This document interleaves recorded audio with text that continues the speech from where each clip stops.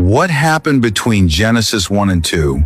The void before light, darkness before history, silence before nations, a world without form, without breath, without man. And hidden between two verses of Genesis lies one of the greatest mysteries in the entire Bible. Was there a judgment before Adam? Did something happen before the 6 days of creation? Why was the earth without form and void? And what was moving in the darkness before light was ever spoken? Like this video, share it with someone who needs it, and subscribe to the Bible Project for more cinematic Bible stories. Tonight, we journey back before civilization, before Eden, before the stars witnessed mankind. Back to the beginning. Not the beginning of humanity, the beginning of everything. The screen is black. No wind, no oceans, no mountains, no sound, only darkness. Then, a voice, not loud, not strained, not distant, eternal, ancient beyond time itself. In the beginning, God created the heaven and the earth. Genesis 1:1. The universe bursts into existence. Galaxies ignite like rivers of fire. Nebulas bloom across endless space.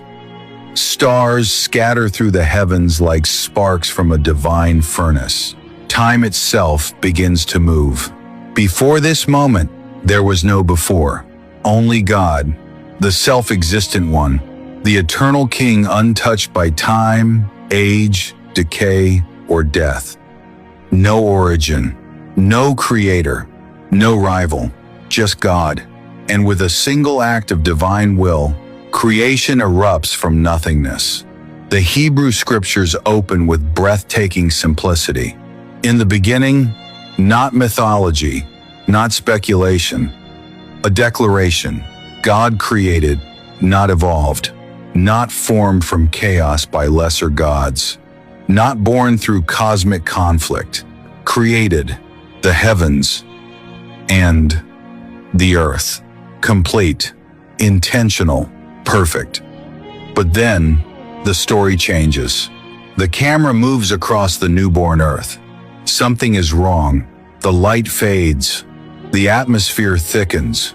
Clouds swirl across a dark and flooded world. The narration slows. And the earth was without form and void, and darkness was upon the face of the deep. Genesis 1-2. Without form, void, darkness. The Hebrew words are haunting. Tohu wabohu, desolation, emptiness, waste. A world submerged beneath deep waters and shadow. And for centuries, readers have asked the same question. Why? If God created the earth, why does it appear covered in darkness and chaos only one verse later? What happened? Some believe Genesis 1-1 describes the original creation, while Genesis 1-2 describes the earth after catastrophe, a ruined world, a judged world. Others believe verse 2 simply describes the unfinished condition of creation before God began shaping it during the 6 days. And the truth is this: the Bible never directly explains a time gap between Genesis 1-1 and Genesis 1-2. So we must be careful. Scripture speaks clearly about many things, but on this mystery, it whispers. And yet, the whispers are powerful, because throughout the Bible, darkness often appears after judgment. Jeremiah once saw a vision of devastation upon the land of Israel. And listen carefully to the language he used. I beheld the earth, and, lo, it was without form and void. Jeremiah 4:23.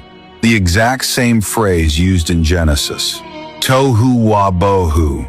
Jeremiah describes cities broken down, light removed from the heavens, and the land emptied after divine judgment. Could Genesis be describing something similar?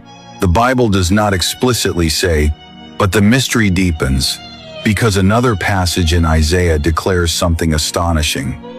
For thus saith the Lord that created the heavens, God himself that formed the earth and made it. He created it not in vain. Isaiah 45-18. He created it not in vain.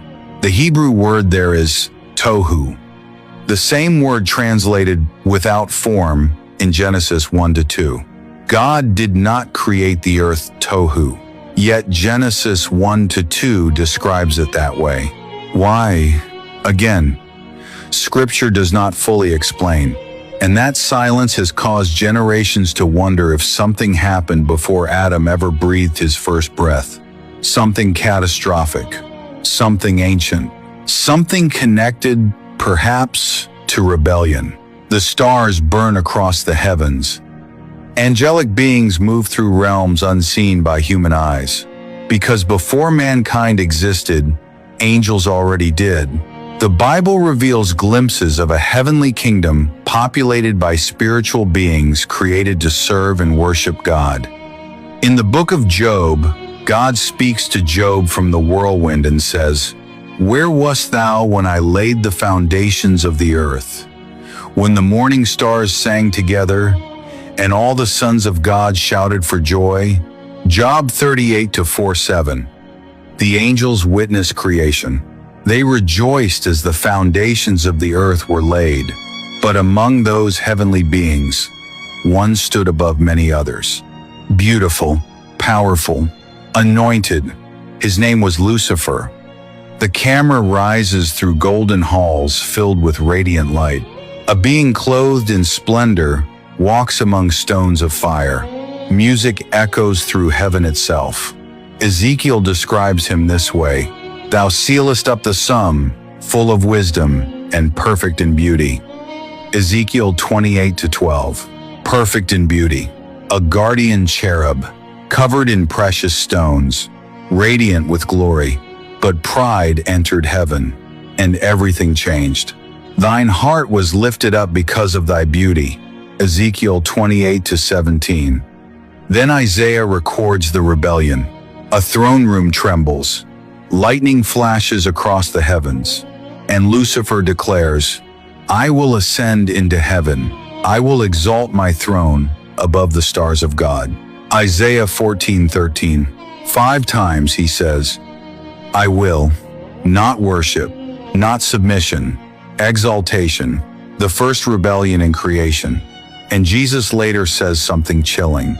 "I beheld Satan as lightning fall from heaven." Luke 10:18. A fall, a casting down, a judgment. Now the mystery intensifies.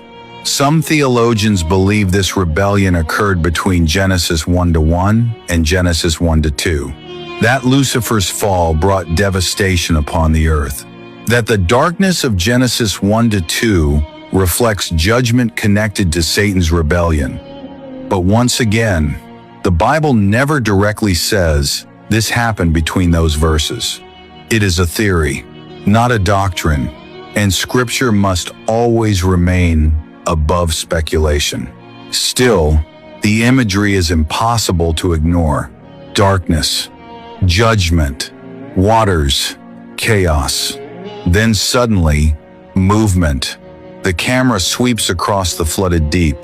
Black waters stretch endlessly beneath a sky without stars. Then, a presence. Gentle, powerful, holy, hovering above the darkness. And the Spirit of God moved upon the face of the waters. Genesis 1-2. The Hebrew word for moved carries the image of hovering, like an eagle over its young, life preparing to emerge, hope entering chaos. God was not absent in the darkness. He was there, even before light appeared, even before land emerged, even before man existed. The Spirit was moving. And this becomes one of the greatest themes in all of Scripture. God brings order from chaos. Again and again, He enters darkness and speaks light. He enters emptiness and brings life.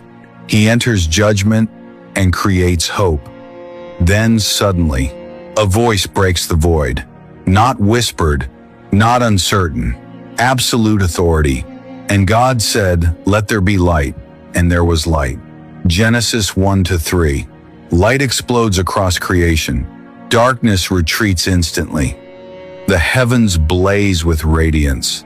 Waters shimmer beneath divine glory. The first recorded words of God to creation are words of light, not destruction, not wrath. Light. And throughout the Bible, light always reveals the nature of God. God is light, and in him is no darkness at all. 1 John 1-5. From the first page of Scripture to the final chapter of Revelation, light follows his presence. In Eden, in the wilderness fire, in the temple glory, on the Mount of Transfiguration, at the resurrection, and finally, in the New Jerusalem. Because darkness never has the final word when God speaks. Never. But the question still lingers.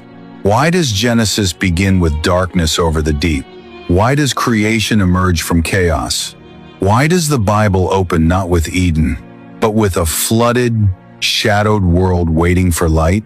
Perhaps because Genesis is telling a deeper story than merely material origins.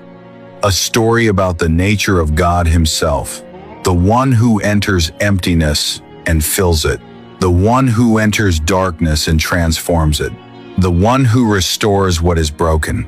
And maybe that is why the Bible begins this way, not with mankind already thriving, but with a world waiting for God to move, because every human soul begins the same way, formless, empty, lost in darkness, until God speaks. And when he does, light comes.